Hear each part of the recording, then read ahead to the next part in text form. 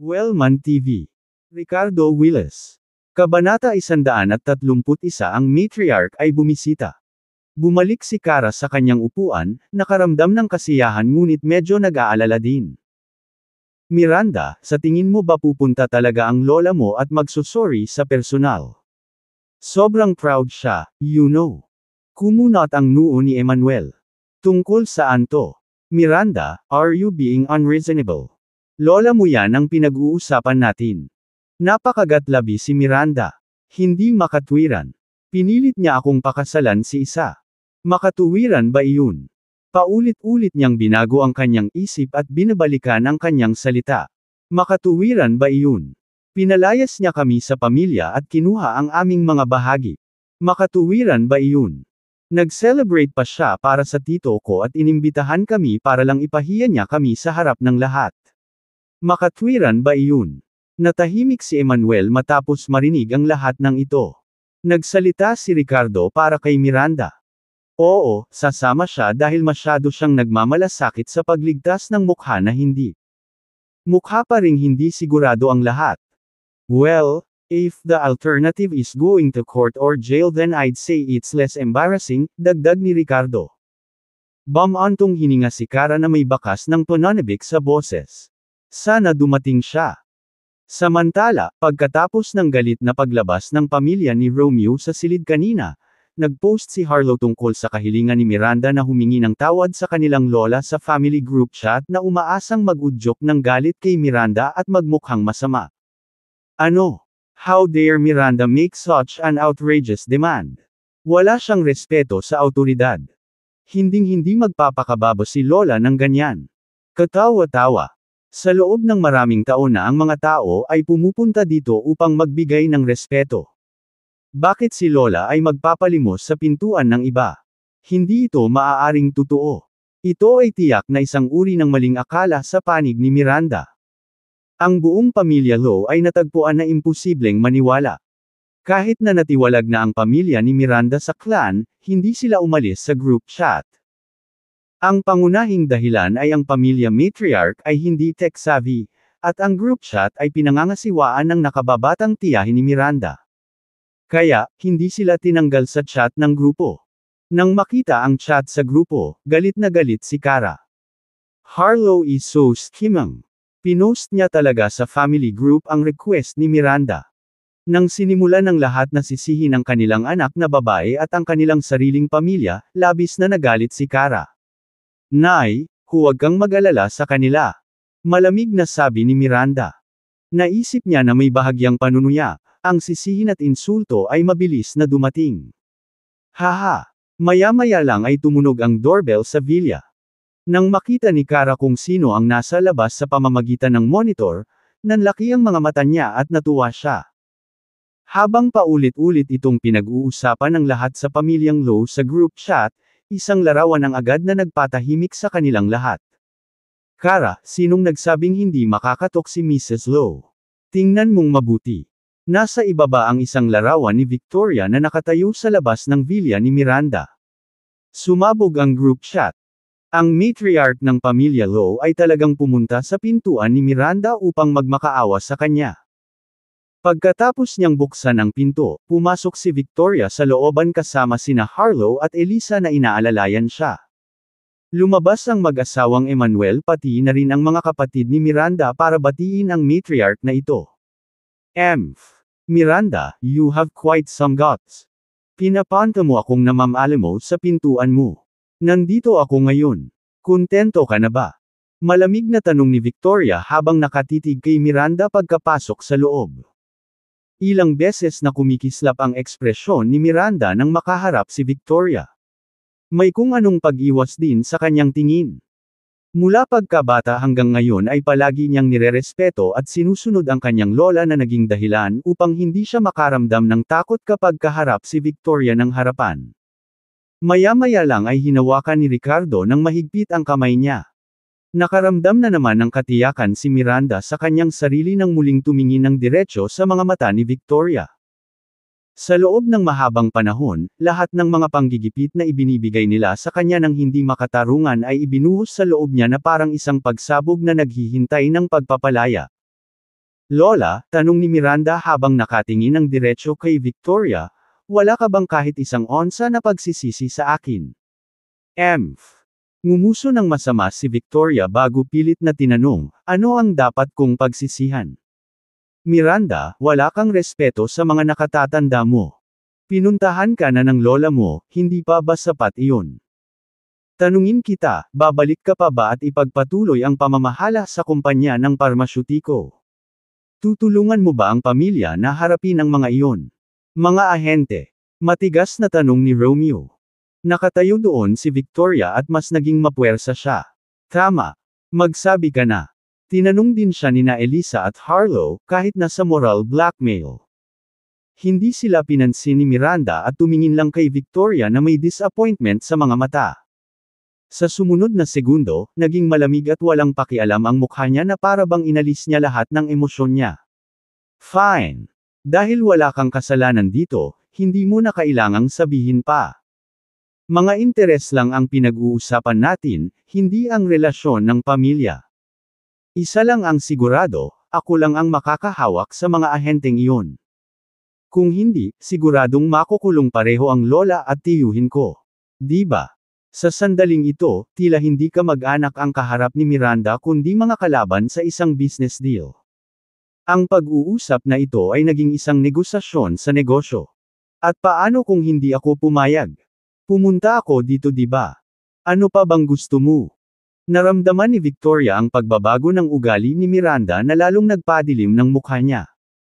Sell you and my uncle, shares to me. From now on Lowe's Pharmaceutical will only have one person making decisions mi Miranda. Malamig na nagsalita ang Diyos ang CEO sa bawat salitang binibigkas ng malinaw. Ang init mula sa kamay ni Ricardo ay tila napuno na naman siya ng lakas. Ang lalaking ito ang naghanda ng daan para sa kanya. Kung hindi niya maaaring samantalahin ang pagkakataong ito ay siya ay masyadong mahina. Kung gayon, mababa ang tingin niya sa kanyang sarili. Nang marinig ang mga salitang ito, agad na nagbago ang ekspresyon ni Victoria habang ang pamilya ni Romeo ay gulat na may halong galit sa kanilang mga mukha. Maging sina Cara, Emmanuel, at Mason ay nanlaki ang kanilang mga mata na nagulat sa kung gaano kalakas ang kalooban ni Miranda ngayon. Miranda dared to be so forced. Dumating si Victoria na humihingi ng tulong ngunit ngayon gusto ni Miranda ng kumpletong kontrol sa mga pagbabahagi ng kumpanya ng parmasyutiko. Miranda, sa tingin mo ba natalo ako niyan? Galit na tanong ni Victoria habang umiiling dahil sa sobrang galit niya. Miranda, delusional ka. Nananaginip ka kung sa tingin mo kaya mong sakupin ang shares namin ng lola mo. Tumalon si Romeo na parang pas ang tinapakan ang buntot, minumura siya. Inakusahan din siya nina Harlow at Elisa ng pagkakaroon ng wild ambitions at pagiging baliw. Akala pa nga nila ay magtatrabaho si Miranda sa kanila, pero pinutol lang niya ang kanilang pinagkakakitaan. Wala kang pagpipilian. Kung hindi ko pang hawakan ang mga ahente na iyon, hindi lamang ang kumpanya ng parmasyutiko ay haharap sa malaking paghahabol sa kompensasyon at pagkabangkarote, ngunit ikaw ay mananatili dito magpakailanman. Maging ang buong grupo ng pamilya Low ay maaapektuhan. Ang presyo ng stock ay bumagsak. Sino ang nakakaalam? Ang pamilya Low ay maaaring ganap na bumagsak dahil dito. Give me the company. At least then you'll be safe. Lola, Uncle, magdesisyon ka. Mahinahong sabi ni Miranda. Bahagyang umindayog si Victoria at pakiramdam niya ay mahigpit siyang kinokontrol ng kanyang apo sa sandaling ito. Mukhang sama ng loob at puno ng pait ang hitsura ng pamilya ni Romeo. Miranda o Miranda, hindi ko akalain na magiging ganito kakalupit. Sige, panalo ka. Kabanata 132 imbitasyon mula sa mahiwagang babae. Bukas, pupunta ka sa kumpanya para i-handle ang equity transfer procedures.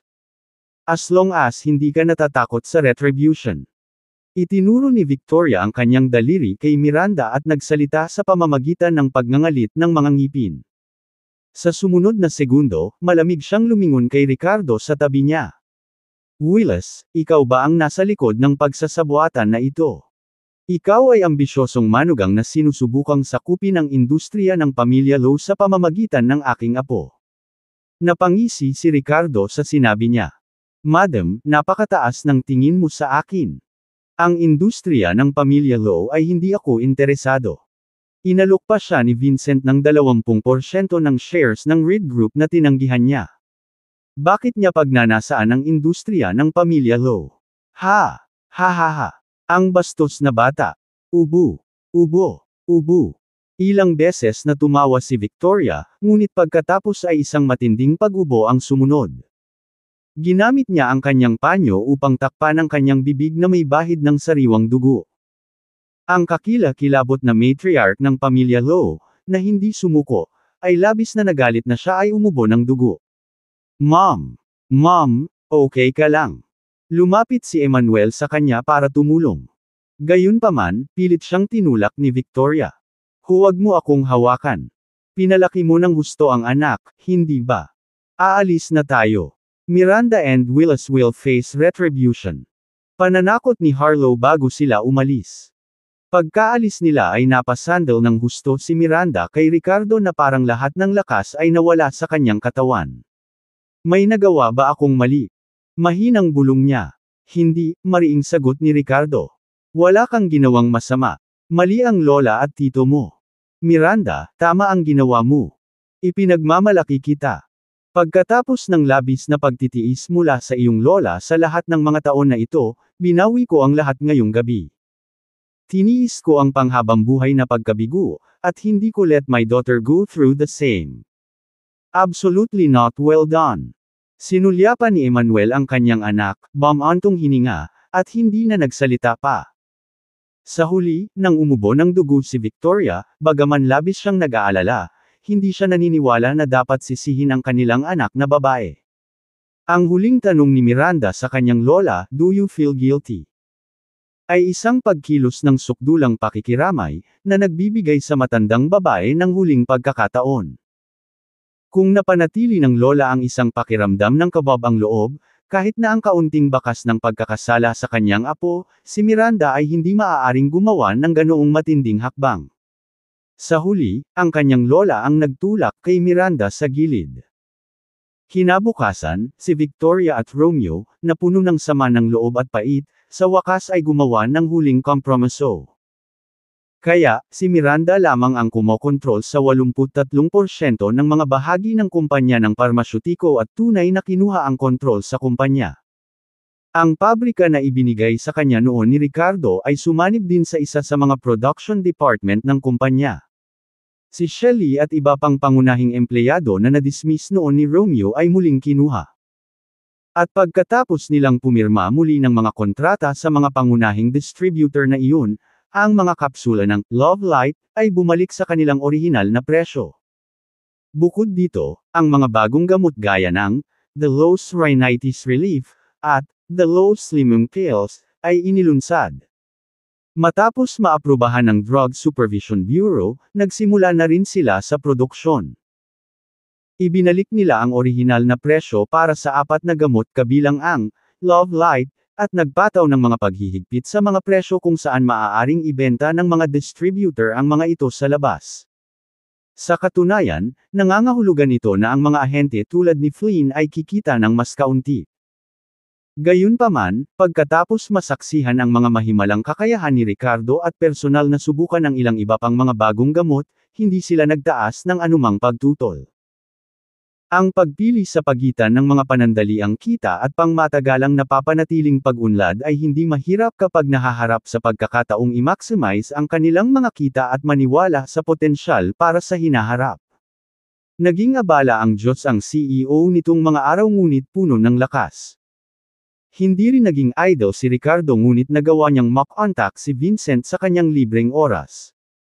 Sa huling pagkakataon, nakatanggap si Ricardo ng 2 Dragon Marrow Herbs, at talagang gumawa siya ng 3 Dragon's Blood Pills. Pagkatapos uminom ni Nora at Dylan sa kanila, may natitira siyang 1 tableta. Sa pag-iisip tungkol sa asawa ni Vincent na may leukemia, natural na hindi naisip ni Ricardo na tumulong sa kanyang direksyon. Nang marinig ang balitang ito, tuwang-tuwa si Vincent. Agad niyang ipinadala ang kanyang anak sa kanyang ina sa araw ding iyon. Pagdating nila sa Edoland, pasado 4:00 na ng hapon. Tinanong ni Ricardo sina Dennis at Jeremy ngayon kung maaari nilang tulungang sunduin si Nora habang nauna ito patungo sa tirahan ni Vincent sa Edoland. Honey, Sam, this is Dr. Willis I told you about. Sa kanilang pagkikita, nagpakilala kaagad si Vincent, ang kanyang asawa, at anak na si Sam Reed. Kahit na ang asawa ng Crinford tycoon na ito ay may napakaregular na tampok, nawala ang lahat ng kanyang buhok na naging dahilan upang magmukhang napaka-haggard. Si Sam Reed naman ay parang rising star. Dr. Willis, salamat sa love light capsules mo, buhay ko pa. Yumuko si Marley kay Ricardo, nagpapahayag ng kanyang pasasalamat. Mabilis ding nagbigay ng respeto si Sam at pagkatapos ay buong tonanabik na nagtanong, Mr. Willis, I heard that you can completely cure my mom's leukemia. Is that true? I'm about 80% certain, hindi lubusang naniwala si Ricardo sa kanyang mga sinabi. Ang kaso ni Nora ay mabigat sa kanyang isipan. Ang paggamot sa sakit ni Marley ay may dalawang layunin, ang pagpapalawak ng mabuting kalooban at pagsusuri kung ang kalagayan ni Nora ay kakaiba. Makalipas ang kalahating oras, nakabihis na si Marley, at ang mga lason sa kanyang katawan ay tumagos sa kanyang damit. Mr. Willis, kumusta ang asawa ko? Tanong ni Vincent na may pananabik. Si Sam ay parehong balisa, sabik na pinapanood si Ricardo. Don't worry. Mrs. Reed is fine now. If you're still concerned, you can take her for a comprehensive examination, mahinahon na pagtiyak ni Ricardo sa kanila. Magpahinga ka. Magtiwala ka. Kung sasabihin mong gumaling siya, ayos lang. Napaluha sa tuwa ang bulalas ni Vincent. Si Sam din, nabigla sa tuwa at labis na nagpasalamat kay Ricardo. Habang pinagmamasdan ni Ricardo ang kanilang kaligayahan, pakiramdam niya ay parang may mabigat na bato na dumidiin sa kanyang puso. Matapos gamitin ang Dragon's Blood Pill upang hugasan ang utak at palakasin ang mga buto, ang leukemia ng lahat ay ganap na naalis. Bakit naging exception si Nora? Bakit? Ito ay dapat dahil ang kanyang sariling kapangyarihan ay hindi pa rin sapat na malakas, at hindi pa niya nakabisado ang pinakamataas na lalim ng kanan ng Dragon Emperor. Sa sandaling iyon, nakaramdam siya ng walang katulad na pagkauhaw para sa higit na paglilinang. Maya-maya lang, tumunog ang phone niya. Ito ay isang tawag mula kay Liam, ang anak ni Morgan, dahil nagpalitan sila ng contact information. Mr. Barker. Sagot ni Ricardo. Mr. Willis, may oras ka ba ngayong gabi? Sa tawag, magalang at mainit na nagtanong si Liam. Anong problema? Tanong ni Ricardo. Bakas sa boses ni Liam ang kaligayahan habang misteryosong nagsasalita, galing out of town ang girlfriend ko at nalaman mong tinulungan mo akong tanggalin ang lason ng bangkay. Gusto kanyang pasalamatan ng personal sa hapunan. Habang nagsasalita siya, tila kinakabahan siya at sadyang hininaan ang boses, o siya nga pala, huwag mong sabihin sa mga magulang ko. Malalim ang hindi pagkakaunawaan nila tungkol kay Summer at naniniwala sila na siya ang nasa likod ng corpse poison bracelet. Pero sa totoo lang, Summer. Binili ito sa iba bilang tanda ng ating pagmamahalan. Saglit na nag-alinlangan si Ricardo bago pumayag, sige, hindi ko sasabihin sa kanila. Saan mo gustong kumain? Pero sa loob-loob niya, nakaramdam ng kirot si Ricardo. Nasa Edoland na ngayon ang babaeng bumihag sa puso ni Liam. Wala ba talaga siyang alam tungkol sa sinumpaang bracelet na iyon? Kabanata 133 ito ang Priyosha. By the way, if it's convenient, let's invite your wife to and have a get-together, suhestyon ni Liam. Sure, I'll ask her, sagot ni Ricardo. Hindi siya sigurado kung available si Miranda dahil siya naging abala kamakailan. Great! Nabook ko na ang diamond room sa square window. Please come. Nako, at huwag mong sabihin sa mga magulang ko ang tungkol dito, dagdag ni Liam na may kasamang ngisi. Pagkababa ng telepono kay Liam, nagpaalam si Ricardo kay Vincent at sa anak nito bago umalis. Dahil ayaw din ni Liam na malaman ng kanyang mga magulang ang tungkol sa kanilang mga plano, walang binanggit si Ricardo sa kanila. Matapos makumpirma kay Miranda sa telepono na makakarating siya sa kanilang pagtitipon sa Square Window, binuhat siya ni Ricardo at sabay silang nagtungo doon. Pagbaba nila ng sasakyan sa bakana ng Square Window Restaurant, nabangga nila ang isang babaeng nakasuot ng marangya na damit na kapit-bisig ng isang matangkad na dayuhan. Nang makita ni Sarah Thompson si Miranda, mukhang nagulat siya nang kumaway siya sa kanyang kaibigan. Siya ay mula sa pamilyang Thompson, na kasing kapangyarihan ng pamilyang Lowe. Parehong mga pamilya ay nangungunang mga angkan sa Edoland. Maganda ang relasyon ni Sarah at Miranda habang sila ay nasa paaralan, lalo na noong mga taon ng kolehiyo ng parehong nag-aral sa Swarthmore University. Gayunpaman, pagkatapos ng graduation, bumalik si Miranda sa Edoland upang sumali sa negosyo ng pamilya, habang si Sarah ay nagtungo sa ibang bansa para sa karagdagang pag-aaral. Sarah, kailan ka bumalik ng bansa? Kanina pa ako nakabalik. At sino ito? Curious na lumingon si Sarah kay Ricardo. Kapag nakita niya kung paano casually siya ay bihis na walang anumang mahalagang ari-arian sa kanya kahit ano. May biglang pagkislap ng pang-aalipusta sa mukha niya. Ito ang asawa ko Ricardo. Masayang pakilala ni Miranda sa kanya habang nakangiti ng abot hanggang tenga. You're married now. No way. With your looks why not take your time picking someone special instead of marrying just any ordinary man. Ngumisi si Sarah habang nakatingin sa kanya. Si Ricardo ay ang aking maingat na piniling asawa. Siya ay kahit anong ngunit ordinaryo sa aking mga mata. Tiwalang sagot ni Miranda na suot pa rin ang parehong ngiti sa kanyang mukha. Ricardo, ordinaryo. Marahil iyon ang iniisip ni Miranda noong una. Gayunpaman, ngayon niya lang naramdaman na ang lalaking ito ang pinakakahanga-hangang lalaki sa mundo. Siya. Miranda, ang taas ng standards mo noon. Mukhang talo ang lalaking to. Ang daming mayamang lalaki ang humabol sa iyo noon at wala kang napili kahit isa sa kanila. Bakit mo pinili? Sa puntong ito, biglang may naalala si Sarah at napahaba ang tono habang nakaturo kay Ricardo. Oh, I know. Nabalitaan ko sa pamilya ko na si Isa Austin ay taga-Cabecera. Sarah.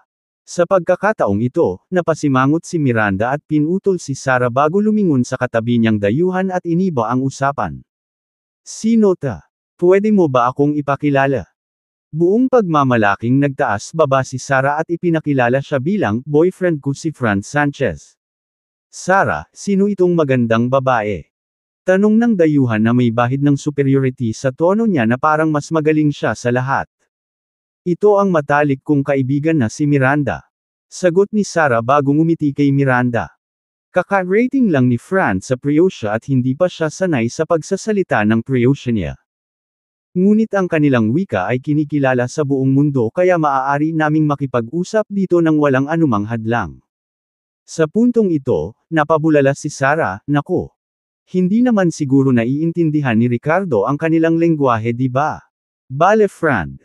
Sa halip ay magsalita ng Prussia dahil hindi lahat ay nakatanggap ng mas mataas na edukasyon dito sa Prussia. Kung tutuusin, patuloy niya habang nakatingin kay Ricardo, ang galing mo. Matatas sa maraming wika. Habang nagsasalita siya, lumingon si Sarah kay Miranda na may nagpapaalala sa tono. Miranda, dapat mong bihisan ang iyong lalaki ng mas nakaistilong, kung hindi, nakakahiya kapag inilabas siya. Napakababa ng tingin ng babaeng ito kay Ricardo. Bagamat medyo maganda rin si Sarah, kahit campus beauty queen pa nga siya, hindi niya talaga may kukumpara si Miranda. Noon, sa kolehiyo, gustong-gusto niyang ipakilala ang iba't ibang mayayamang binata ni Swarthmore upang makilala si Miranda na umaasa na sa pamamagitan niya, makapasok si Miranda sa mga tunay na lupon ng mataas na lipunan. Gayunpaman, hindi kailanman nagpakita si Miranda ng anumang interes na naging dahilan ng pag-aaksaya ni Sarah ng oras para sa wala. Ngayong nakita na ni Miranda ang isang tulad ni Ricardo, isang talunan, lihim siyang nanunuya sa loob. Tumingin si Ricardo kay Sarah, walang ekspresyon, nararamdaman ang pang-aalipusta at panghahamak. Pero dahil matalik siyang kaibigan ni Miranda, napahawak sa dila si Ricardo. Dumaan lang naman sila. Papunta siya sa ika-6 na palapag para kumain kasama si Miranda. Ito si Pryosha, hindi ba dapat Pryoshania ang pagsasalita natin? Malamig na sabi ng Diyos ang CEO. May hinanakit siya sa kanyang kaibigan na nakasanayan na ng ibang bansa matapos mag-aral sa ibang bansa ng ilang taon. Hindi lamang siya nakahanap ng isang dayuhang kasintahan ngunit ngayon ay nagsasalita ng kanilang wika ay isang bagay na ipakita. Sikat ang Pryoshania sa buong mundo at ipinagmamalaki ng mga dayuhan ang kakayahang magsalita ng wikang matatas. Bilang katutubo ng Pryosha, bakit niya ipagmalaki ang kanyang kakayahan sa wika sa kanyang sariling lugar? Nice to meet you, miss. Sa sandaling ito, yumuko si Fran patungo kay Miranda at inabot ang parang gusto nitong halikan ang kamay nito. Naningkit ang mga mata ni Ricardo nang ibuka niya ang kamay at malamig na tinulak si Fran palayo. Kumunot ang noo ni Fran, what do you mean? Sa ating bansa ang pag-abala sa kilos ng isang ginoo sa paghalik sa kamay ng isang babae ay napakabastos. Matigas na sagot ni Ricardo, get lost. This is Pryosha, we call this being uncivilized. Damn it. Hindi ko pa man lang nahalikan ang kamay ng asawa ko tapos ikaw na. Isip kay Ricardo. What do you mean by uncivilized? Masyadong vulgar kasi ang pag-iisip mo.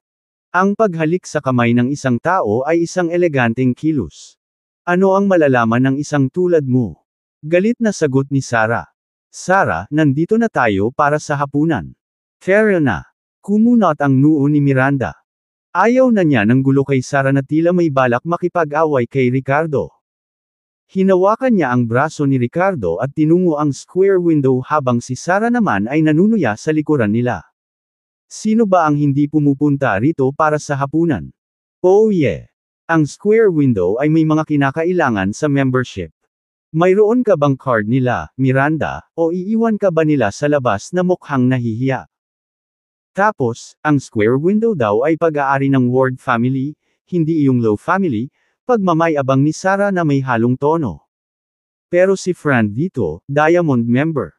Kung gusto mo talagang kumain dyan, pwede kang sumama sa amin, she added. Pero ang talunan na ito ay hindi makakasama sa atin. Ayaw natin sa kanya. Parang isang kagalang-galang na bagay para kay Fran ang pagiging miyembro ng brilyante sa square window.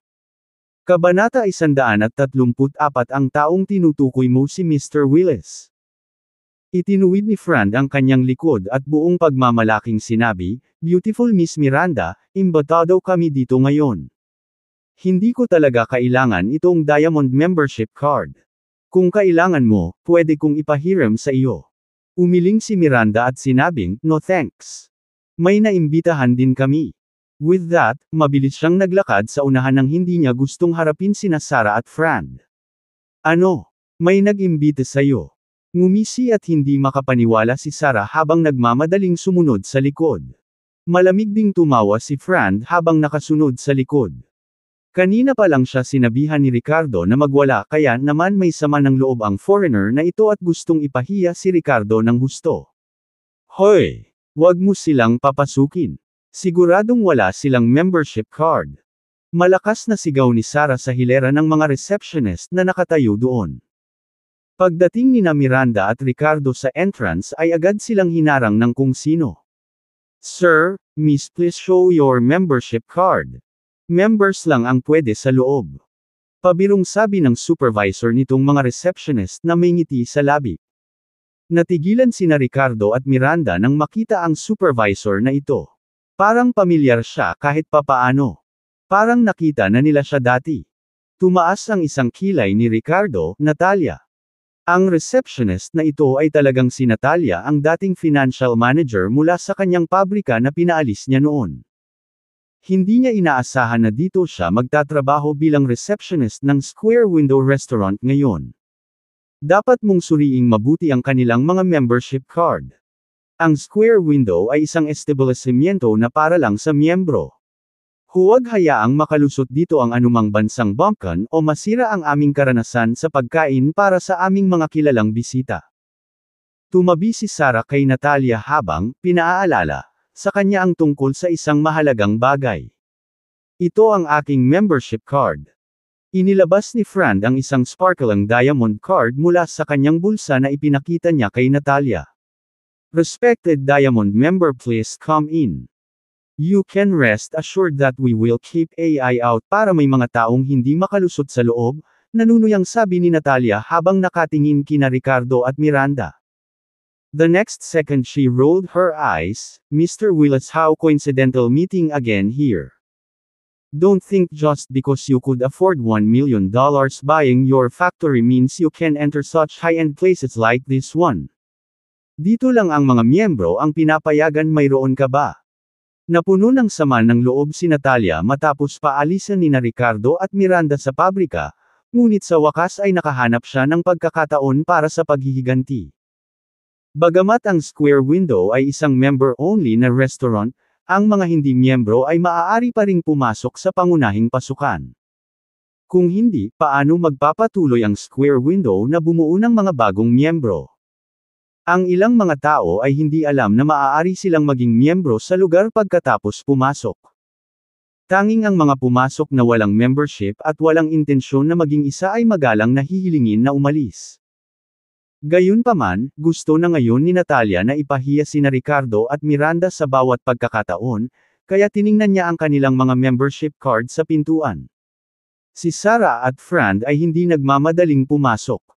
Tumabi sila sa kagustuhang makitang nagpapakatanga sina Ricardo at Miranda. Kanina lang sumigaw ng malakas si Sarah na umaakit ng maraming manunood na nandito para libangan. May membership card ako dito pero hindi ko dinala ngayon.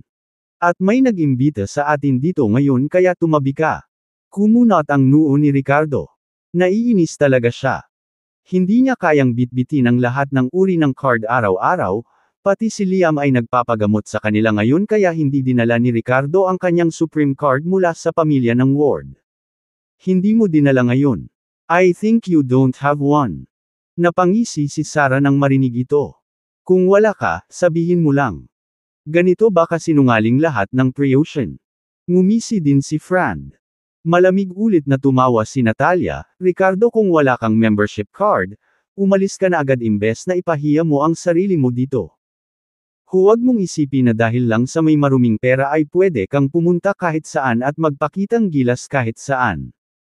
Hayaan mo akong sabihin sa iyo ang isang bagay. Ang Square Window ay hindi isang lugar kung saan maaari kang kumilos ng walang ingat. Hindi mo kayang bayaran ang mga tao sa likod ng lugar na ito. Ako ang pinakamataas na miyembro dito. Natalia, ipinapayo ko sa iyo na huwag gumawa ng gulo. Tawagan si Leon McKnight mula sa iyong lugar. Sabi ni Ricardo. Haha. Gusto mo pa yung manager natin? Busy na busy yung manager natin. Sa tingin mo tatawagan natin siya dahil lang sa sinabi mo? Sino ka ba? Napangisi si Natalia. Tila nakarinig ng biro si Sarah at tumawa siya ng malakas, Supreme Member. Oh my God! Miranda, anong basura ang nahanap mo? Mayabang talaga. Si Fran ay may nagyayelong ekspresyon din sa kanyang mukha. Sa sandaling ito, ang mga customer na nakatayo sa pintuan ay nagsusulyapan din ng mapanuksong tingin kay Ricardo.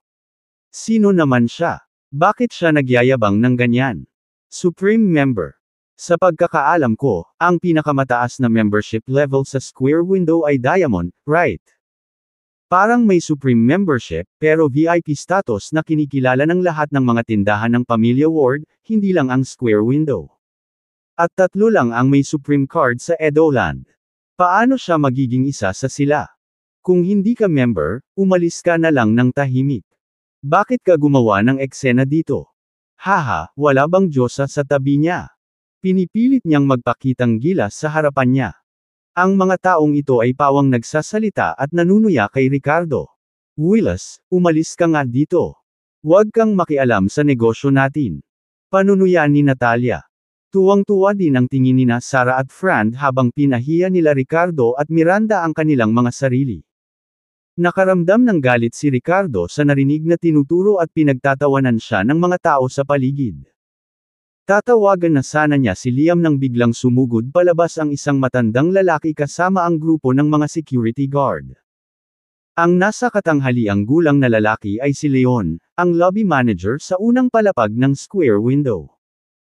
Nang makitang tila nagkakagulo sa labas ng pasukan ng tindahan at sa takot na baka may manggulo sa loob ng tindahan ay lumabas siya kasama ang kanyang security team para mag-imbestiga. Ano ang nangyayari? Tanong ni Leon. Mr. McKnight, walang membership card ang lalaking ito pero ayaw umalis. Tuwang-tuwang sabi ni Natalia nang makitang lumabas si Leon. May elemento rin ng coquetry ang tono nito.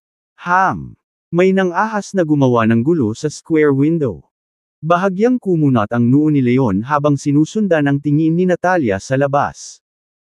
Pero nang makita niya ang nangyayari sa labas, biglang nagbago ang ekspresyon niya. Mr. Willis, ikaw ba yan? Nang inig si Leon nang makita si Ricardo. Parang may mga bukal sa bewang niya dahil yumuko agad siya nang makita siya. Natigilan ang lahat sa tanawing ito. Natalia, biglang lumingon si Leon sa kanya habang hindi makapaniwalang nagtatanong, ibig mong sabihin si Mr. Willis ang taong walang membership card pero ayaw pa ring umalis. Oo.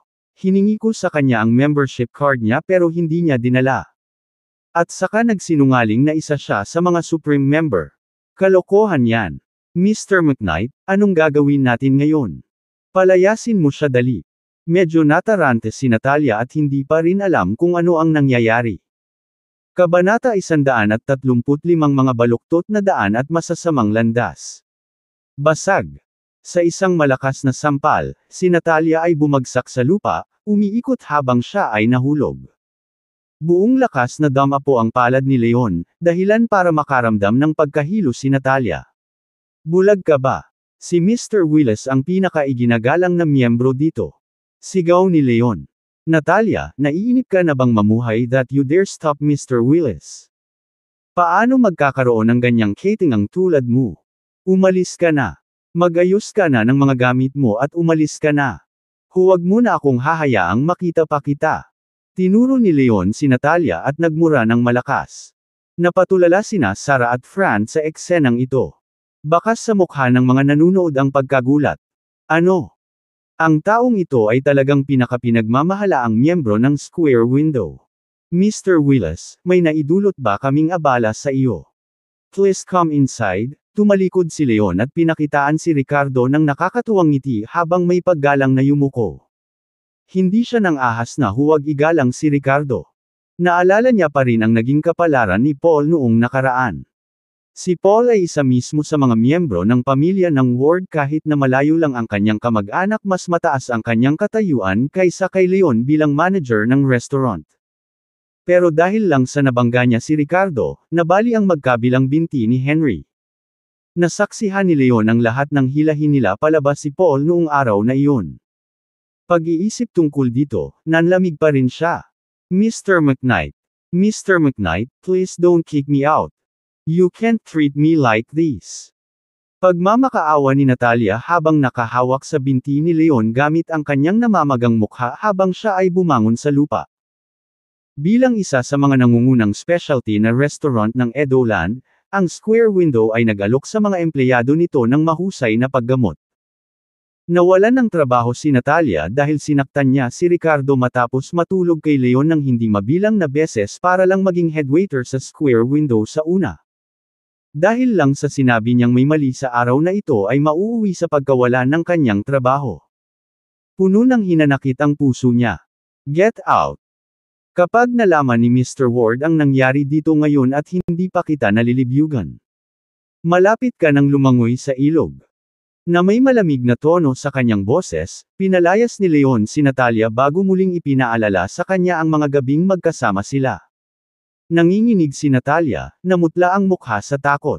Sa wakas ay tumigil na siya sa pagsasalita at nagmamadaling umalis. Matapos magtrabaho bilang greeter dito sa loob ng ilang oras, paanong hindi niya kilala si Mr. Ward? Hindi lang siya ang direktang tagapagmana ng Ward family kundi isa rin sa mga underground bosses sa Edoland. Kahit na ang ibig sabihin nito ay patayin siya o salakayin ang buong pamilya ni Natalia, ito ay isang salita lamang mula kay Mr. Ward. Ibibigay ba ni Ricardo ang gayong maimpluwensyang figure para sa kanyang sariling kapakanan? Ang kaawa-awang tao na minsang nagbenta ng kanyang pabrika ngayon ay tila napakalakas na. Sa pagpasok ni na Ricardo at Miranda, sabik silang dinala ni Leon sa Diamond Suite No. 6 sa ika-6 na palapag. Pagpasok, nakita nila si Liam na nakaupo sa tabi ng isang magandang babae na nagpapakita ng natural na alindog. Ang titig lamang ng babaeng ito ay sapat na upang maakit ang sinumang lalaki. Hindi nakakagulat na kinulam niya ng todo si Liam. Baka ito ang summer ni Liam. Ang mas ikinagulat ni Ricardo ay may ilang binata at babae bukod kina Liam at Summer sa kwarto. Mr. and Mrs. Willis, pasok na kayo. Let me introduce you guys, this is my girlfriend Summer Willis. Ito si Darwin McLaughlin mula sa pamilya McLaughlin. Hailey Barber mula sa pamilyang Barber ang ganda. At ito ay mainit na tinapik ni Liam ang upuan sa tabi niya, niyaya si Ricardo na maupo. Pagkatapos, ipinakilala niya si Summer kina Ricardo at Miranda, kasama ang iba pang mga tao sa pagtitipon. Ang mga individual na ito ay mga kaibigan na pinagsama-sama ni Liam, na lahat ay may kayamanan at bahagi ng parehong panlipunang bilog bilang Liam. Kung tutuusin, ngayon lang gusto ni Liam na imbitahin si Ricardo pero iminungkahi ni Summer na mag-imbita pa ng maraming kaibigan para walang ma-awkwardan mamaya. Nang hindi nag-iisip ay pumayag agad siya. Mr. and Mrs. Willis, sorry about this. Hintayin muna natin ang lahat bago tayo magsimulang kumain, nakangiting paliwanag ni Liam. Walang problema sa lahat, waved Ricardo dismissively. Nang matapos siyang magsalita, 2 tao ang pumasok sa silid sa pamamagitan ng pintuan nito, sina Sarah at Fran. Laking gulat niya na inimbitahan din sila ni Liam. Liam, late na ba tayo dumating? May nasagasaan tayong mga tanga sa labas at medyo naantala tayo, paumanhin ni Sarah kay Liam pagpasok niya sa kwarto, bumubuntong hininga pa. Sarah, pinag-uusapan mo ba na kami ng asawa ko ang mga tanga? Namula ang mukha ni Miranda sa galit sa sinabi ni Sarah. Hindi siya makapaniwala na magsasabi ng ganoon ang kanyang tinaguriang kaibigan sa harap ng iba. Nako, Miranda. I wasn't talking about you. Sinubukang umatras ni Sarah nang mapansin niyang nasa kwarto din sina Ricardo at Miranda. Anong nangyayari dito? Kumunat ang noo ni Liam kay Sarah bago bumaling kay Ricardo. Mayroon bang hindi pagkakaunawaan? It's nothing important, Ricardo waved his hand dismissively. Ayaw niyang gawing big deal iyon. Hindi na rin umimik si Miranda at ngumiti lang ng matino. Dahil misunderstanding lang yan, huwag na nating pag-isipan pa. Nakapout si Summer sa kanyang mga labi at sinubukang gumaan ang mood. Magkaibigan naman tayong lahat dito. Tinitigan ni Liam si Summer ng buong pagmamahal habang nagsasalita, lubos na hinahangaan ang bawat salita nito. Saglit na pinagmasdan ni Ricardo si Liam bago bahagyang kumunat ang noo at saka tumingin kay Summer ng may interes.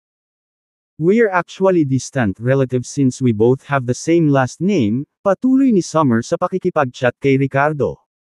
Nabalitaan ko kay Liam na tinulungan mo siyang tanggalin ang ilang uri ng lason noong nakaraan. I never expected na ang bracelet na binigay ko kay Liam ay magiging something ominous. By the way, Mr. Willis, what do you do? And do you also understand these mystical arts? Kinusot ni Summer ang kanyang mga mata at nagtanong ng may pag-iisip. Wala talaga akong ginawa. Tinulungan ko lang ang asawa ko sa kumpanya niya, walang pakialam na sagot ni Ricardo. Hindi ko tatawagan ang sarili ko na dalubhasa sa anumang mystical arts o anumang katulad nito. Sarcastic na tawa ni Sarah sa revelasyon na ito. Oh wow! So Miranda found herself a real charmer who dabbles in dark magic. Ang pagtulong sa asawa mo sa kumpanya niya. Hindi ba dahil wala kang steady na trabaho sa sarili mo? Sa Prioshania, tinatawag namin yan. Oh right, we call it being a freeloader, Franz sneered in his less than perfectong Prioshania. Kabanata 136 na ikaw ba ang namamahala ngayon? Habang humihina ang tawanan sa pribadong silid, lahat ng mga bata sa ikalawang henerasyon maliban kay Liam ay nagpakita ng paghamak at paghamak sa kanilang mga mukha. Dahil lang sa pagtulong sa akin ni Ricardo ay mayroon akong kumpanya ngayon. Hindi siya freeloader tulad ng ilang tao. Malamig na sabi ni Miranda, punong-puno ng hinanakit ang kanyang magandang mukha nang makitang kinukutya ng iba si Ricardo. Anong tinatawa-tawa mo? Hindi mo naiintindihan ang kakayahan ni Mr. Willis. Nagsalita din si Liam para ipagtanggol si Ricardo. Liam, huwag kang magalit. Nagbibiruan lang kami. Nga pala, nakalimutan kong ipakilala sa lahat. This is my boyfriend Fran, who graduated from Millennium University with a FOD, pagmamalaking pakilala ni Sarah sa kanya. Fran flashed a gentlemanly smile and said arrogantly, I'm the CEO hired by the Reeds Group with high salary and responsible for various affairs in Edoland branch. In the future, I hope everyone can take care of me more. Siyempre, kung kailangan mo ng anumang tulong mula sa akin huwag mag-atubiling hanapin ako. Nang matapos siyang magsalita ay nagtaas-baba si Sarah ng mayabang na may bakas ng pagmamalaki sa mukha. Ang mga batang pangalawang henerasyon na naruroon ay tumingin lahat kay Fran ng may paghanga at sunod-sunod na pinuri. Nabalitaan ko na ang Reeds Group ay may balak mag-develop sa Edoland pero hindi ko inaasahan na si Mr. Sanchez ang mananagot dito. Amazing! My family is engaged in building materials business so hopefully Mr. Sanchez, mabigyan mo kami ng guidance. Napakabata pa ni Fran pero pwede na siyang maging CEO ng Reeds Group branch dito. Nakakainggit talaga ang mga tao. Iyon ang pinakamakapangyarihang negosyo ni Cranford. Ang mga bata sa ikalawang henerasyon ay pawang nambobola kay Fran kahit na gustong magkaroon ng magandang relasyon sa dayuhang ito ng maaga. Alam kong magbubukas ng branch si Mr. Reed dito pero hindi ko akalain na ikaw ang magiging CEO nito. Ngayon ay magkikita pa tayo. Seryosong tumingin si Liam kay Fran at nakipagkamay sa kanya dahil malapit ang relasyon ng kanyang pamilya kay Vincent. Tama. My boyfriend is a Millennium graduate FOD holder. Kahit maging CEO siya sa Fortune 500 companies hindi siya mahihirapan. Unlike certain people na umaasa lang sa pera ng asawa. Sok-sok. Kapag naghahanap ng mga lalaki bakit may ganoong gap? Matagumpay na sabi ni Sarah bago pagalitan si Miranda sa pamamagitan ng pagtingin sa kanya sa wakas. Oo. Walang gumagalang sa lalaking umaasa sa asawa niya para kumain. Well, matatawag pa ba siyang lalaki? Hoy, kung mahirap ang pamilya, hindi masamang umasa sa asawa mo para sa pagkain. Makakatipid ka ng ilang dekada ng pagsusumikap. Tama. Hindi lahat ng tao kayang ikumpara sa atin. Ang mga pangalawang henerasyong mayayamang batang ito ay sunod-sunod na tinutukso ang isa't isa, na nakakaramdam ng superior sa harap ni Ricardo. Kumunot ang noo ni Liam at may gustong sabihin para kay Ricardo, ngunit sa pagkakataong ito ay hinayla siya ni Summer at pinandilatan ito ng mapanuksong tingin. Ginalaw-galaw ni Liam ang kanyang mga labi ngunit hindi na nagsalita sa huli. Talagang masunurin siya kay Summer at gagawin niya ang anumang ipagawa nito sa kanya. Tumingin si Summer kay Ricardo na may mapaglarong mga mata at ngumisi sa loob. Ikaw, sinisira ang magandang bagay ko. Let's wait and see. Naisip ni Summer. O Miranda, anong kumpanya ang pinapatakbo mo ngayon? Let Fran help you out. The Reeds Group is a big enterprise that have all kinds of businesses. As long as your company can cooperate with the Reeds Group, it is definitely rise up in the kinabukasan. Magiliw na sabi ni Sarah habang nakatingin kay Fran. Ganon ba mahal? Walang kwenta ang asawa ni Miranda. You have to help my bestie. No problem. Ako ang may pananagutan sa lahat ng business operations dito sa Edoland under the Reeds Group. Miss Miranda, if you need anything just contact me anytime. I am happy to serve such a beautiful lady like yourself, nakangiting sabi ni Fran sabay abot ng kamay. Ang kanyang kamay na gustong makipagkamay sa Diyos ang CEO. I think there is no need for that. My company has very busy business operations now so I'm not interested in expanding into other areas, malamig na sagot ni Miranda. Ngayon ang Lowe's Pharmaceutical ay may mga order na nagkakahalaga ng milyon-milyon mula lamang sa 4 na uri ng mga gamot na iyon lamang.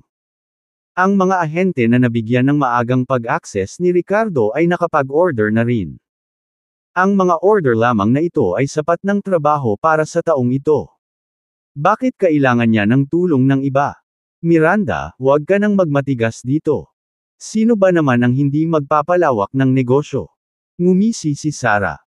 Sa sandaling ito, tumingin si Ricardo kay Fran at biglang nagtanong, "Sandali lang, hindi mo ba sinabi na ikaw ang CEO ng Reeds Group Edoland Branch na responsable sa lahat ng operasyon ng negosyo dito?" "Yes, I did." "Bakit mo natanong?" Mayabang na tumanggo si Fran. "Hehe, sa pagkakaalam ko, ang head ng Reeds Group sa Edoland ay si Sam, ang anak ni Mr. Reed." "Kailan pa siya naging ikaw?" Napangiti ng walang pakialam si Ricardo. Kaninang hapon lang, ngayon lang niya nakilala si Vincent at ang pamilya niya. Personal na sinabi sa kanya ni Vincent na ang kanyang anak ay mamamahala ng mga bagay-bagay sa Edoland para magkaroon ng karanasan at kalaunan ay sakupin ang negosyo ng pamilya. Nakiusap pa siya kay Ricardo na alagaan ang kanyang anak. Nang marinig ito, naputol ang tono ni Fran at ilang beses na kumikislap ang mga mata. "How is that possible? Ako ang overall manager dito." "Mr. Willis, sino nagsabi sa'yo nito? Sana hindi ka nagkakalat ng tsismis." "Ricardo, masyado ka lang bang walang kwenta para umamin kapag may ibang mas better sa'yo?" Malamig na sagot ni Sarah. "I'm sorry pero ngayon ko lang nakilala si Mr. Reed at siya mismo ang nagsabi sa akin," naiiling na sagot ni Ricardo na hindi makapaniwala. "Hahaha. You really know how to flatter yourself. Mr. Reed met with you. Who are you anyway? And he actually said all those things to you." Tumawa ng malakas si Sarah. Tama. Hindi niya kayang sarilinin ang pagiging inutil kaya ayaw niyang may tumulong sa kanya. Nakakadiri ang ganitong klase ng tao. Kung sino mang lalaki ang sumubok na manligaw sa akin habang kinakaladkad ako ng ganoon, sasampalin ko siya kaagad. Si Vincent ay isa sa pinakamayamang lalaki sa estado, bakit siya makikipagkita sa kanya? Ang iba pang mga tagapagmana ng ikalawang henerasyon ay nanunuya kay Ricardo ng mapang-asar. Hindi sapat ang tingin nila sa kanya. Si Liam lang ang nag-alinlangan noong na may connections talaga si Ricardo kay Vincent. Maya-maya lang ay may nagbukas ng pinto ng private room nila at pumasok. "Liam, late na ba ako?" "Haha. I've got good news for you, gumaling na ang nanay ko sa sakit niya." "Gumaling na ang nanay ko?" Excited na bulalas ni Sam pagkapasok niya, sabay ngiti sa matalik niyang kaibigan na si Liam. Binigyang pansin ni Vincent ang pagpapalaki kay Sam, sa kabila ng mahigpit na disiplina sa bahay, si Sam ay laging magalang at magalang. Gayunpaman sa ngayon, si Sam ay masyadong nasa sabik. Masyadong tuwang-tuwa, hindi na napigilan ang sarili. Gusto lang niyang ibahagi ang kanyang masayang sandali kay Liam, ang kanyang matalik na kaibigan. "Galing na ba ang sakit ni tita?" Hindi makapaniwalang tanong ni Liam sa narinig. "Yes, it's completely better. Thanks to Mr." Tumango si Sam tapos biglang may nakitang figure sa private room.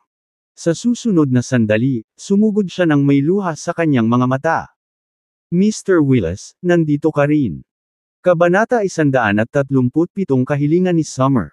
Sino ang lalaking ito? Bobo ba siya o ano? Nakasimangot na tanong ni Sarah kay Ricardo nang makitang pumasok si Sam. Akala niya si Sam ay isang mababang klaseng lalaki. Nang marinig ito, gumawa ng kakaibang tunog si Liam at tumingin sa kanya ng may kakaibang ekspresyon. Ngumiti lang si Ricardo at nagtanong, "Hindi mo siya kilala? Paano ang boyfriend mo? Hindi niya rin ba siya kilala?" Habang nagsasalita siya, nakangiti siyang tumingin kay Fran. Kumunat ang noo ni Fran at mukhang disdain at mayabang. "How could I know such an impulsive guy? Ang mga taong kilala ko ay pawang mga elite mula sa high society." Pagkahulog ng mga salita, hindi napigilan ni Liam na umiling habang nakatingin sa mga mata ni Fran na hindi na tama. "Hindi mo ba siya kilala? Sigurado ka?" Ang ilan sa mga mayamang second generation present ay nagkaroon din ng ilang pagbabago sa kanilang mga mata nang tumingin sila kay Fran. Si Vincent ang pinakamayamang tao ni Crinford. Bilang anak ng pinakamayamang tao ni Crinford, bagamat hindi gaanong magarbo si Sam, kilala pa rin siya ng ilang mayamang pangalawang henerasyon mula sa Edoland. Do I have to know him? Naramdaman ni Fran na may mali at hindi siguradong nagtanong. Yeah. Sino ba siya? Bakit kailangan pang mag-abala ng boyfriend ko na kilalanin siya? Nakasimangot na sagot ni Sarah. She had been studying abroad for years now kaya talagang hindi niya nakilala si Sam. Mr. Sanchez, nagtatrabaho ka sa kumpanya ni Mr. Reed. Hindi mo ba siya nakikilala? Tumaas ang kilay ni Darwin na nagdududang nagtatanong. Ang ginoong ito ay anak ni Mr. Reed, Sam Reed. Hindi ba ikaw mismo ang CEO ng Reed Group Edoland Branch? Bakit hindi mo man lang nakikilala ang anak ng sarili mong amo? Hindi makapaniwalang tanong din ng isa pang babae. Nang marinig ang tanong na ito, diretsyong namutla si Fran. Napatitig din ng masama si Sarah kay Sam, ano? Anak siya ni Mr. Reed. Totoo iyon. Si Vincent Reed ang tatay ko. Tumango si Sam sa kanaguguluhan na tumingin kay Ricardo, anong nangyari, Mr. Willis? Itinuro ni Ricardo si Fran na umiiling habang tumatawa, sabi ng kaibigang internasyonal na ito ay kinuha siya ng papa mo bilang CEO para i-handle ang lahat ng affairs na may kinalaman sa Reed Group dito sa Edoland. Pagkalabas pa lang ng mga salita sa bibig ay natigilan si Sam bago binigyan ng malamig na ngiti si Fran. You're the head of this side of Edoland, so what does that make me? Are you trying to take over my power? And how come I didn't know my dad hired a foreigner like you? Nagbago rin ang mukha ni Sarah sa puntong ito habang nakatitig kay Fran at nagtanong, Mahal, anong nangyayari? Namula ang mukha ni Fran sa kahihiyan. Ako. Kinuha talaga ako ng Reed's Group. Oh. Then tell us, what do you do there? Bakit hindi ko alam kung sino ka? Tanong ni Sam. Kung hindi mo maipaliwanag ng maayos ang iyong sarili, humanda ka sa kulungan. Ginagamit mo ang pangalan ng Reed's Group para linlangan ang mga tao at hindi yun papayagan.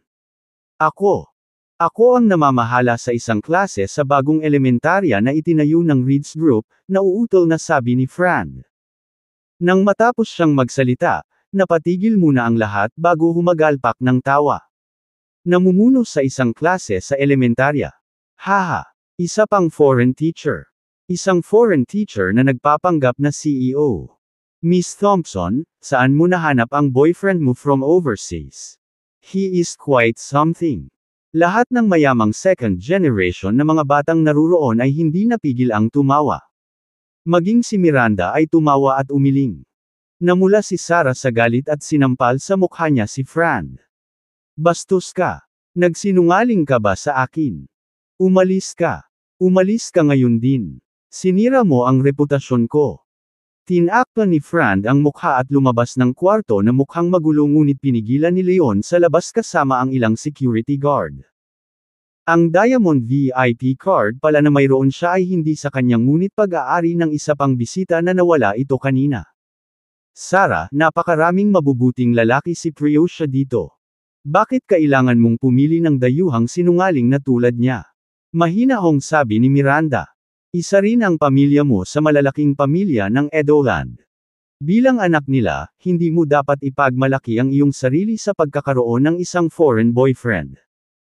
Ipinagpatuloy niya ang pagsasabing, ang kailangan ni Priyosha ay hindi lang estilo kundi backbone. Ikaw. Ako.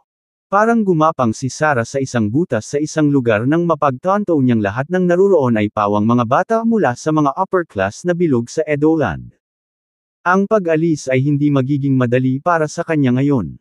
Sige, naloko rin si Miss Thompson. Andito na ba lahat?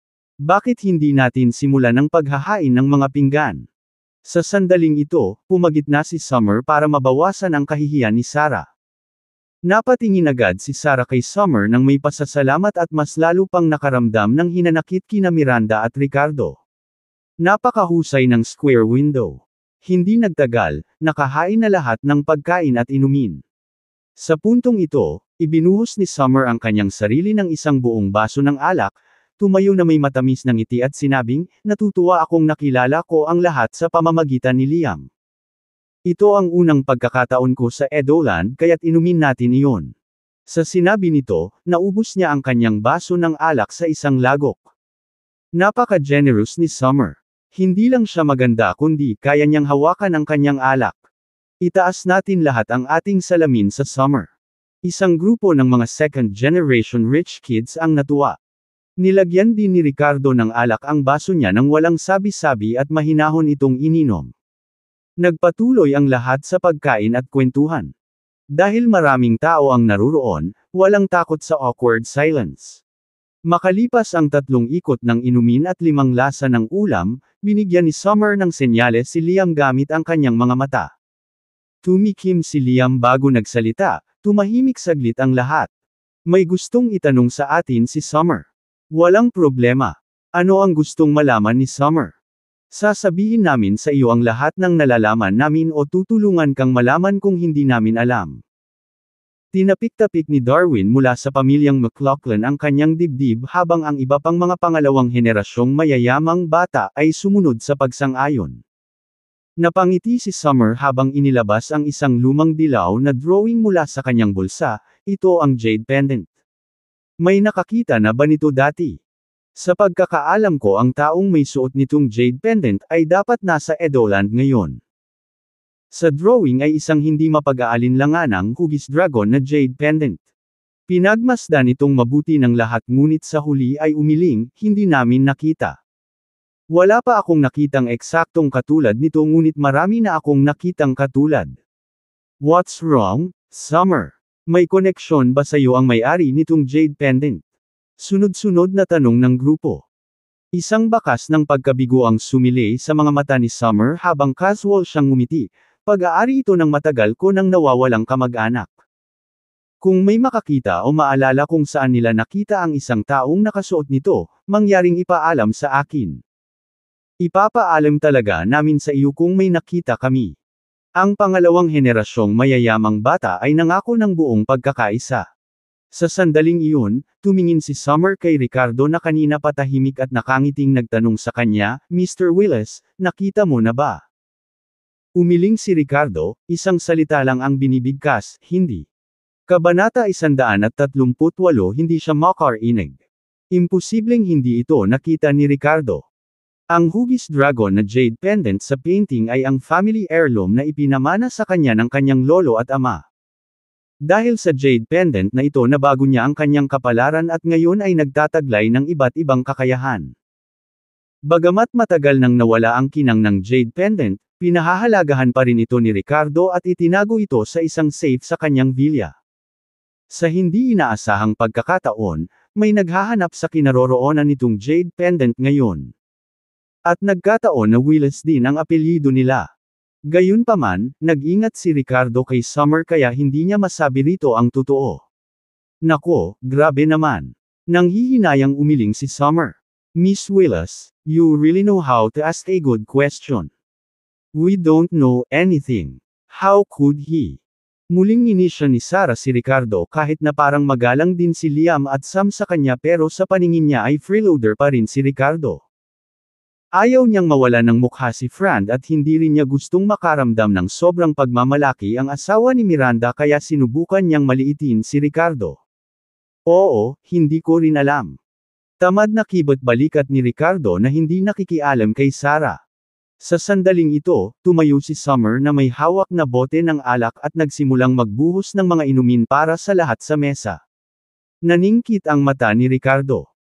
Napansin niya na kapag nagbuhos ang babaeng ito ng inumin para sa lahat sa mesa, ang kanyang hinliliit ay tila hindi sinasadyang tumapik sa gilid ng bawat baso ng ilang beses. Nagdulot ito ng malamig na lamig sa loob ng mga mata ni Ricardo.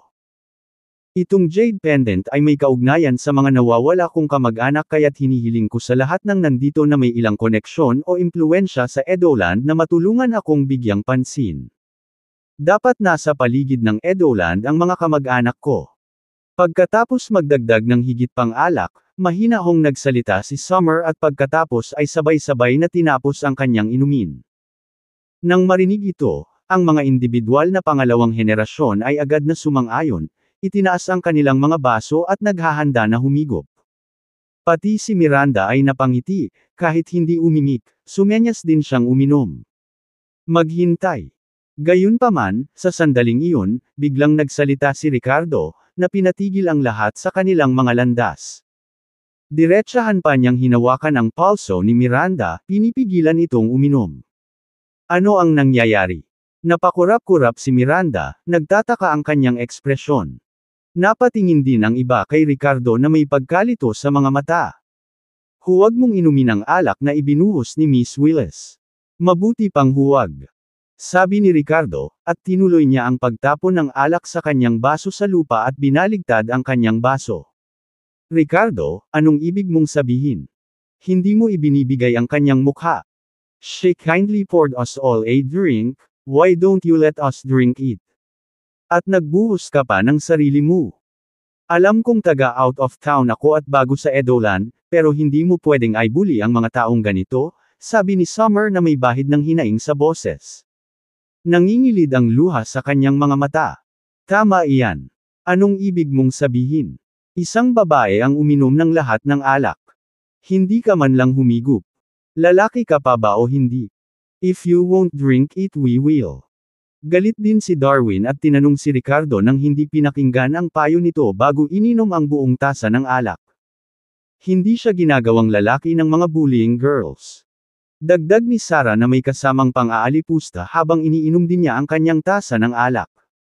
Tama. Napakabastos. Nakakahiya. Ang lahat ng mga batang ito sa ikalawang henerasyon ay sunod-sunod ng inisyon si Ricardo at ininom ang kanilang mga tasa ng alak. Maging si Liam na kanina ay nagpapasalamat kay Ricardo ay hindi maiwasang makaramdam ng sama ng loob nang makitang masama ang loob ngayon ni Summer.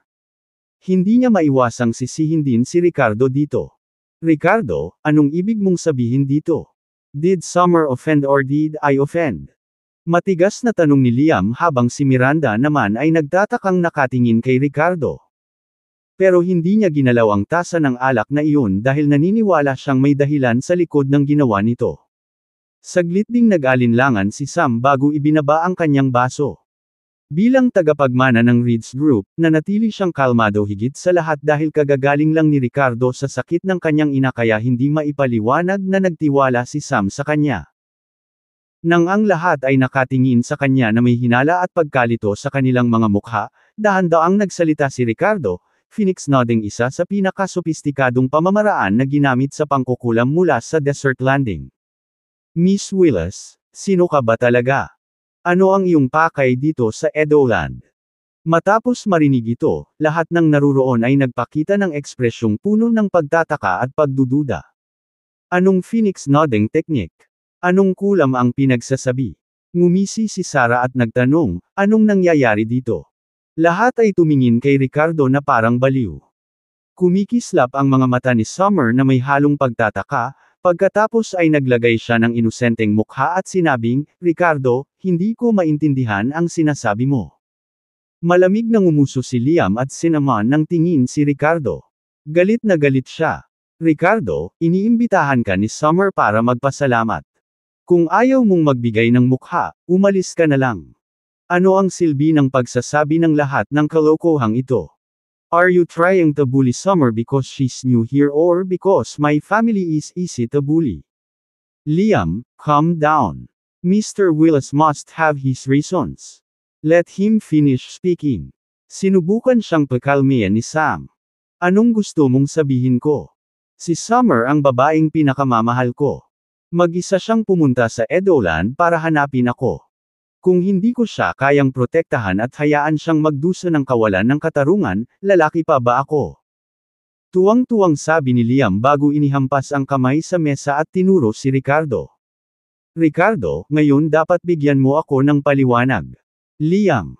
Muling sinubukan ni Sam ngunit naputol ito ng pagwagayway ng kamay ni Ricardo. Mr. Reed, you don't need to say anything else. Naapektuhan na siya ng love potion.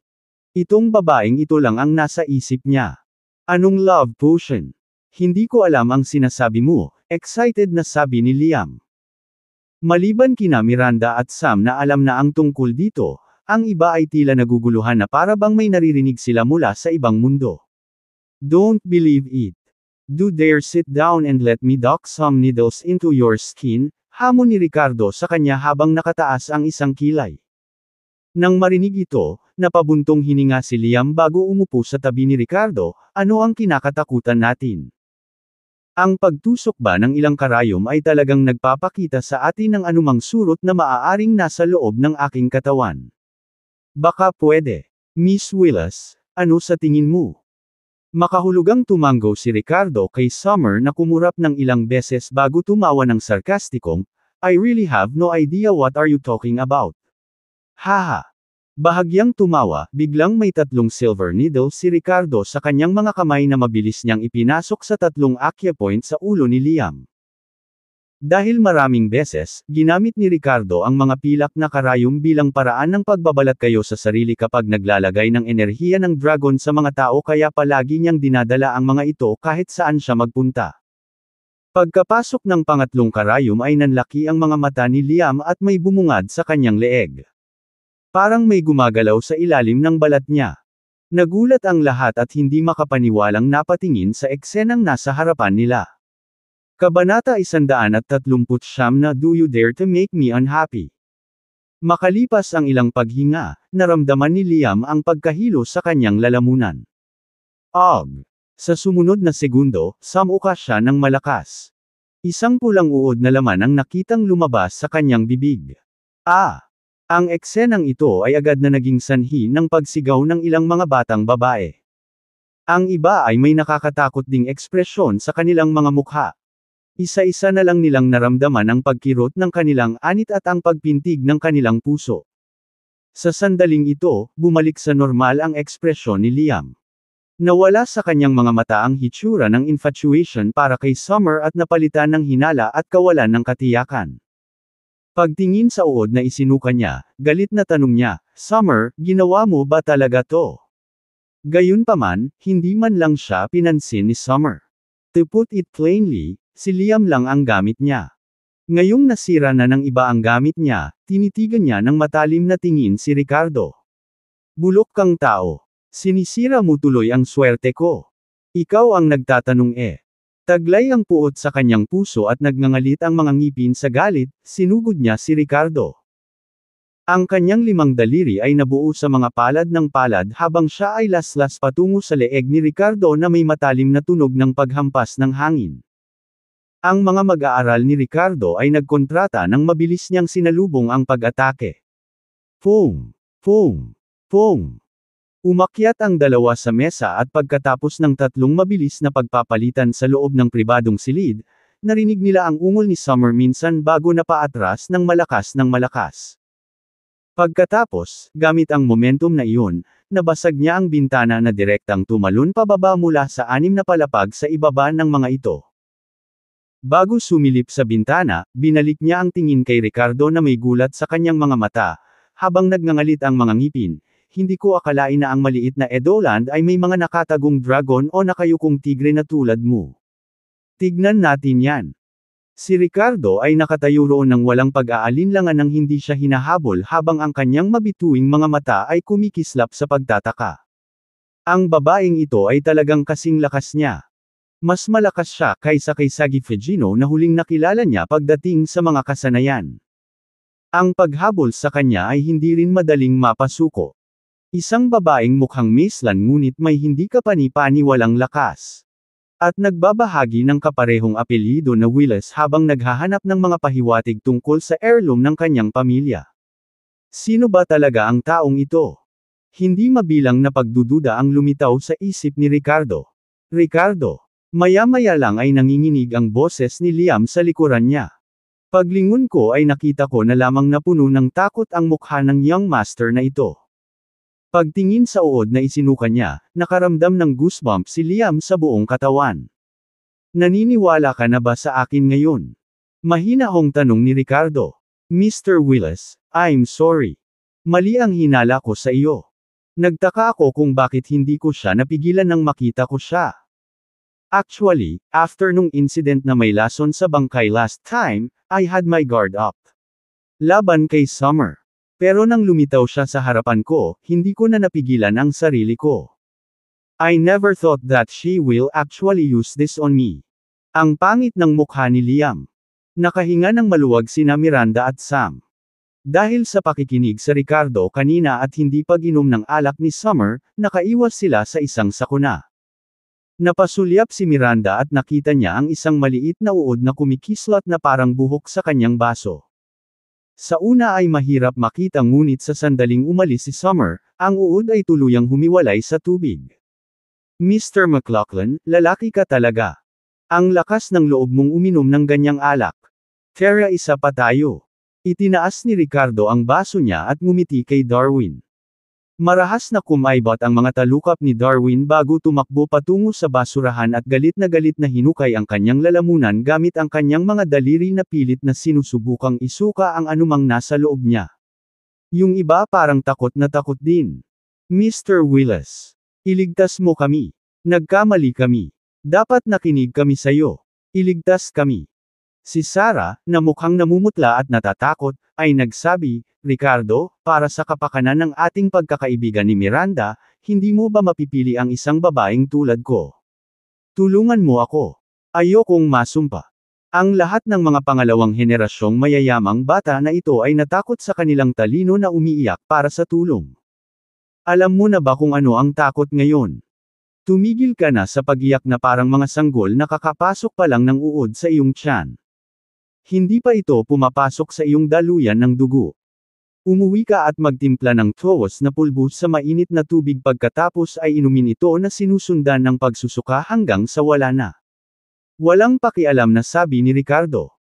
Sa sandaling matapos siyang magsalita, lahat ng pangalawang henerasyong mayayamang batang ito ay nagmadaling lumabas ng pribadong silid ng walang pag-aalinlangan o pagkaantala. Si Liam at Sam naman ay lalo pang humahanga at gumagalang kay Ricardo. Pagkatapos, inayos ni Liam na lumipat sila sa ibang private dining area, at kumain silang apat. Makalipas ang isang oras, lumabas sina Ricardo at Miranda mula sa square window, naghahanda na para umuwi. Naglakad sila ng isa sa harap ng isa, kasama si Miranda sa likod. Pinandilatan niya si Ricardo na may inis na ekspresyon sa maganda nitong mga mata. Sa hapunan, nakaramdam siya ng pagkabalisa sa pagmamasid sa magiliw na gawin ni Liam kay Summer. Kahit nasa impluwensya ng love potion si Liam, naiinggit pa rin si Miranda.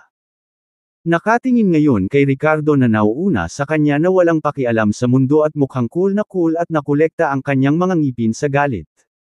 Napakaraming lalaki ang nangangarap na maging malapit sa kanya, ngunit ang taong ito ay nakatayo lamang ng may paggalang. Nang makarating sila sa sasakyan, huminto si Miranda at binigyan ng malamig na tingin si Ricardo. Pwede mo ba akong pagbuksan ng pinto? Wala kang manners. Natarante si Ricardo sa biglang pagbabago ng mood ni Miranda ngunit masunurin siyang lumapit para pagbuksan siya ng pinto ng sasakyan habang bumubuntong hininga kung bakit hindi niya magawa ang sarili niya. Narinig ni Miranda ang kanyang pag-ungol at kinurot ng malakas ang kanyang braso bago sarkastikong sinabi, hindi mo ba ako mapagsilbihan? Napangiwi si Ricardo sa sakit ngunit mabilis na pumayag upang maiwasan ang karagdagang gulo. Bagamat nadagdagan na niya ang pisikal na lakas ngayon, ang kanyang nerve endings ay sapat na buo na ang pagpilipit ng ganoon ay masakit na parang impyerno. Bahagyang itinaas ni Miranda ang kanyang mga labi, pagkatapos ay binitawan ang kanyang kamay, na nakaupo sa kotse ng may pagmamalaki. Pagkasakay sa sasakyan ay bahagyang namula ang kanyang magandang mukha. Nakikita niya dati ang ibang mga babae na may kalokohan sa kanilang mga lalaki at naisip niyang sobrang apektado ito. Ngunit ngayon ay biglang napagtanto ni Miranda na kung minsan ang pagiging isang maliit na coquettish ay maaaring maging kasiya siya. Napagtanto niya na wala ng pag-asa na magkusa si Ricardo na mapalapit sa kanilang relasyon. Bagamat ginawa niya ang maraming bagay upang matulungan siya, ang kanilang mga pakikipag-ugnayan ay hindi kailanman naging partikular na matalik. Sige, matigas ang ulo mo, hindi ka na magkukusa, di ba? Simula ngayon, aasarin kita. Ano bang problema mo? Sinasaktan mo ako. Reklamo ni Ricardo habang nakaupo sa driver's seat na may galit sa mukha. Masyadong pabago-bago ang iniisip ng mga babae. Kanina lang, ayos na ang lahat at wala siyang ginawang ikagalit nito, pero ngayon ay nanggugulo ito para sa kanya. Nagtaas ng kilay si Miranda at tinitigan siya ng magandang tingin. You better behave. I asked you to open the car door for me, and you dared not to be happy about it. Simula ngayon, kung maglakas loob kang saktan ako, ihahayag ko iyong hugis dragon na jade pendant. Kabanata 140 Mahirap sa panitikan, mayaman sa lakas militar. Oo, alam ni Miranda ang tungkol sa hugis dragon na palawit ng jade ni Ricardo. Hindi niya ito makalimutan dahil mahigpit ang pagkakahawak nito sa kanya ng hampasin siya nito ng kanyang sasakyan. Nang ipakita sa kanya ni Summer ang painting kanina, sinubukan ni Miranda na itago ang kanyang pagkalito. Nang marinig ito, nagbago ang mukha ni Ricardo at nanlamig ang mga mata. Tinatakot mo ba ako? Ramdam ni Miranda ang kanyang tingin at hindi maiwasang titigan siya ng may sama ng loob. Oo, tinatakot kita. Anong gagawin mo dyan? May kikinig ka ba sa akin o hindi? Napakunot ang noo ni Ricardo nang mapansin ang ekspresyon ni Miranda. Pinalambot niya ang kanyang tono at sinabing, sige, makikinig ako sa iyo. Pero mahal kong asawa, kailangan mong ilihim ito sa akin. Galit na tinitigan siya ni Mason at malamig na ngumuso. Tingnan natin kung gaano ka kahusay kumilos. I've behaved well so far, sagot ni Ricardo na defensively. Nasasaktan ka. Nagdikit ang ngipin ni Miranda habang nagsasalita sa malamig na tono. Napakamot sa ilong si Ricardo nang mapagtanto niyang mabilis magbago ang isip ng mga babae. Ano ang ginawa niyang mali ngayong gabi? Pagdating ni Ricardo sa bahay, tuwang-tuwa na tumakbo palabas ang isang maliit na figure patungo sa kanya na ikinakaway ang maliit na kamay nito, Daddy. Daddy is back. Masayang sigaw ni Nora. Isang ngiti ng indulhensya ang sumilay sa mukha ni Ricardo habang nakayuko at binuhat si Nora sa kanyang mga bisig bago umikot minsan kasama niya. Bumalik na si Daddy. Saan nagpunta? Daddy. Sobrang na-miss ni Nora si Daddy, the little girl pouted cutely while looking up at him expectantly. I'm here now, sagot ni Ricardo habang mapaglarong pinisil ang ilong ni Nora bago lumingon sa yaya na kalalabas lang ng bahay, kumain na ba kayong dalawa? Yes sir, magalang na tumango ang yaya habang magiliw na nakangiti sa kanilang dalawa, Miss Nora has been waiting for your return. Ang mga salita ni Lina ay nagparamdam kay Ricardo ng malambot na puso. Makalipas ang isang oras. Matapos makatulog si Nora, natagpuan ni Ricardo ang kanyang sarili sa looban, muli na nagsasanay ng Dragon Soul Immortal Technique sa pagtatangkang makalusot sa bottleneck at makapasok sa Officia Realm. Gayunpaman, nabigo siya muli, hindi matagumpay na matuno ang tunay na enerhiya sa loob ng kanyang katawan. Ang espiritual na enerhiya ng langit at lupa ay masyadong manipis, at maaari lamang akong umasa sa mga kayamanan tulad ng Heavenly Spirit Jade na makakalusot. Napabuntong hininga si Ricardo. Ang sakit ni Nora ay nakaramdam siya ng kawalan ng kakayahan, ngunit matibay ang paniniwala ni Ricardo na habang lumalakas ang kanyang lakas, makakahanap siya ng solusyon. Gayunpaman, ang hitsura ni Summer ngayong gabi ay nagparamdam din kay Ricardo ng isang pakiramdam ng krisis. Isang kabataang babae na kasing edad niya na halos kasing lakas niya. Siguradong maraming tao sa mundong ito na mas malakas kaysa sa kanya. Ang kanyang lakas ay malayo pa sa sapat. Maya-maya lang, tumunog ang phone niya. Si Mason ang tumatawag. Bro-in-law, may balita ako tungkol sa kung ano ang hiniling mong tingnan ko. Sa isang linggo sa auction ng pamilya Graham, magsusubasta sila ng isang piraso ng Spirit Jade. Hindi ko alam kung ito ang Heavenly Spirit Jade na binanggit mo, ngunit tila ito ay ginagamit para sa martial arts cultivation at naglalaman ng napakayaman na espiritual na enerhiya. Sinabi ni Mason kay Ricardo ang lahat ng alam niya tungkol sa paparating na auction sa Graham Family Estate sa Edoland. Ang pamilya Graham ay isang napakababang martial arts clan na may higit na kapangyarihan kaysa sa kanilang first class na angkan ng pamilya Low. Madalas silang nagsagawa ng mga auction kung saan nagbebenta sila ng mga bihirang item na kapaki-pakinabang lamang sa mga martial artist o iba pang sira-sirang individual mga item na karaniwang napupunta para sa astronomical na mga presyo. Halimbawa, paliwanag pa ni Mason, ang isang tabletang ginagawa nila ay maaaring nagkakahalaga ng 10 milyon o higit pa. Isang set ng martial arts techniques ay madaling mapunta sa bilyon-bilyon. Napataas ang kilay ni Ricardo sa impormasyong ito. Billions. How many billions? Ang pamilyang Graham ay maaaring mapaglihim at malihim, ngunit ang kanilang kayamanan at kapangyarihan ay hindi gaanong mahalaga pagkatapos ng bawat kaganapan sa auction na kanilang gaganapin ay karaniwang kikita sila ng 10 o kahit daan-daang bilyong kita lamang. Bilang karagdagan, mayroong maraming mga bihasang martial artists sa pamilyang ito na gagawa ng mga trabaho para sa iba, ngunit ang kanilang mga presyo ay labis na labis. Siyempre, hindi mapag-aalinlanganan ang lakas ng mga upahang ekspertong ito. Sinabi ni Jay na siya ang numero 1 eksperto sa Crinford, ngunit sa katotohanan, posibleng may mas malalakas na individual sa pamilyang Graham na sadyang hindi nagpahalata dito. Nang matapos magsalita si Mason, kumunat ang noo ni Ricardo. Kung ang pamilya Graham ay may anumang walang kapantay na mga eksperto ay hindi niya alalahanin. Higit siyang nagmamalasakit sa mga astronomical na presyo para sa mga item sa auction na binanggit ni Mason. Ayon sa mga salita ni Mason, ang piraso ng Spirit Jade na iyon ay madaling makakuha ng bilyon. Parang totoo nga ang kasabihang, poor scholars and rich warriors. Ang landas ng paglilinang ay talagang nangangailangan ng maraming pera. Binigyan siya ni Eric ng $2 milyong noon at nagdeposito rin si Grace ng 1 milyon sa kanyang account, sapat na para mabawi ang ginastos niya sa pagbili ng kanyang pabrika. Mayroon pa siyang humigit kumulang 2 milyon na natitira ngayon. Akala niya ay medyo mayaman siya hanggang ngayon. Gayunpaman, ang 2 milyon na iyon ay tila hindi na gaanong. Hindi naisip ni Ricardo na humingi ng pera kay Miranda, kung hindi, talagang magiging freeloader siya. Bukod, ang mga pondo ng pharmaceutical ni Lo ay hindi ganap na kay Miranda. Kailangan din nilang mamuhunan sa mga gastos sa produksyon tulad ng pagbili ng mga hilaw na materyales o kahit na pagpapalawak ng mga pabrika. Bro-in-law, kulang ka ba sa pera? No worries, I can lend you 20 million. Tila naramdaman ni Mason ang kalagayan ni Ricardo at bukas palad siyang nag-alok. Ang mga negosyong nasa ilalim niya ay nasa ilalim lamang niya, ngunit ang karamihan sa kanilang kita ay dumiretso sa bulsa ni Victoria sa halip.